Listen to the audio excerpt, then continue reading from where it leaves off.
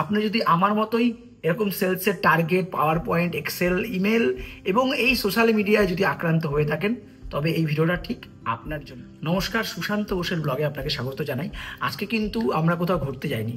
আজকে আমি পানিহাটিতে হলধর বসু রোডের নিজের বাড়িতে আমি বসে আছি।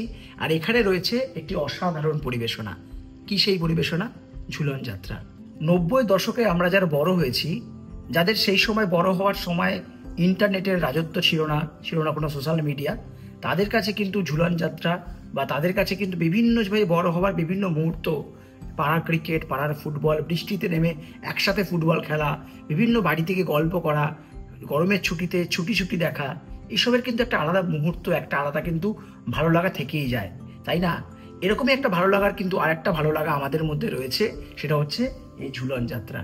আমরা যারা ওই সময় বড় হয়েছি, তাদের বাড়িতে জায়গা থাকুক, কম থাকুক, বেশি থাকুক, আমরা কিন্তু বিভিন্নভাবে ঝুলন যাত্রায় কিন্তু সামিল হতাম। কিন্তু আজ আমরা বড় হয়ে গেছি। বড় হওয়ার সাথে সাথে আমাদের মাথায় চলে এসছে ইএমআই এর চাপ, চলে এসছে laptop, email, power point presentation, excel, target, মানে একঘেয়ে আমাদের জীবন চলছে। সেই জীবন থেকে একটু কাটিয়ে ওঠার জন্যই কিন্তু আমার এই প্রচেষ্টা। হ্যাঁ, আপনি যদি আমার মতোই এরকম সেলসের target, power point, Excel, email এবং এই সোশ্যাল মিডিয়ায় যদি আক্রান্ত হয়ে থাকেন, তবে এই ভিডিওটা ঠিক আপনার জন্য। আমি চেষ্টা করব এই ভিডিওর মাধ্যমে আপনাকে সেই দিনে ফিরিয়ে নিয়ে যাওয়ার, যেই সময় আমরা আস্তে আস্তে বড় হয়েছি, যেই সময়ের সাথে আমাদের একটা বেশ দারুণ মেলবন্ধন ছিল এই পরিবেশ, এই বাংলার এই প্রকৃতির এবং এই সূক্ষ্ম অনুভূতিগুলোর।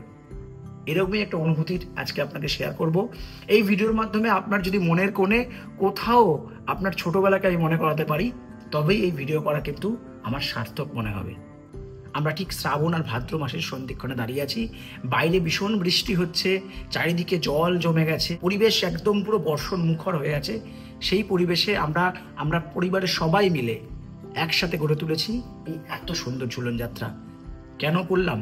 হ্যাঁ, করলাম এই সময়ের যারা ছোটরা আছো, ইভেন আমার বাড়ির ছোটরাও কিন্তু ঝুলন যাত্রা কি জানে না। তারা জানে না ঝুলন যাত্রা বাংলার একটা ঐতিহ্য। একটা সময় বাংলার ঘরে ঘরে এই ঝুলন যাত্রা হতো। সেই ঐতিহ্যকে তুলে ধরবার জন্য এবং টিকিয়ে রাখার জন্য, এই সময় প্রজন্মকে সেটার সাথে পরিচয় করে দেওয়ার জন্যই কিন্তু আমার এই ক্ষুদ্র প্রচেষ্টা।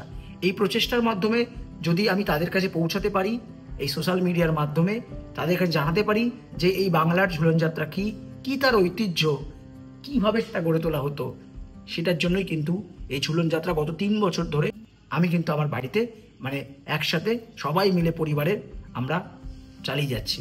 ছোট্ট একটি প্রচেষ্টা, কিন্তু ছোট্ট প্রচেষ্টার মধ্যে কিন্তু মনের একটা অসম্ভব সেই ছোটবেলাকার অনুভূতি কিন্তু যেন ফিরিয়ে আনছে আমাদের সকলকে। আমি ভেবেছিলাম এবছর কৃষ্ণনগর থেকে কিন্তু আমি পুতুল নিয়ে আসবো, কিন্তু একটা সময় মনে হলো যে কৃষ্ণনগরের পুতুলে যে আমি অসম্ভব রিয়েলিস্টিক যে ছবি পাবো, সেটা কিন্তু আমরা ছোটবেলায় যে ঝুলন যাত্রা দেখেছি সেই ঝুলন যাত্রা মিল পাবো না। কারণ এই গাবদা মার্কা যে পুতুলগুলো থাকে, একটা যে অন্যরকম একটা যে কি বলবো অবয়ব থাকে, সেটা কিন্তু আমাদের চোখে সেট হয়ে গেছে। আর কিছু অনুভূতি না চেঞ্জ করা যায় না। যতই তুমি বড় হও, যতই তুমি অন্যরকমভাবে করতে চাও, সেই অনুভূতিটা আমি চেঞ্জ করব না। একদম এটা সেট করেই কিন্তু এবছর আমি কৃষ্ণনগর যাইনি।